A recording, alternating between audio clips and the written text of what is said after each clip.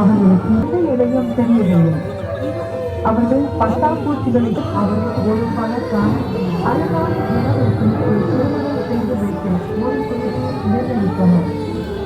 இந்த பெண்ணுக்கு பட்டாம்பூச்சி கவலைப்பட்டது. படம் வெட்டிக் கொண்டிருந்த அந்த பையனிடம் அவள் ரகசியமாக சொல்லிக் கொண்டிருந்தாள். தொடங்கினார்.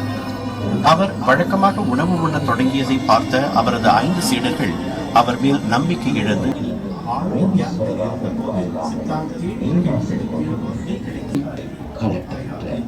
அப்பொழுது கௌதம புத்தராக அவதாரம் எடுத்திருக்கும் இந்த தங்கான வாசி நீ கஷ்டப்பட போகின்றாய்.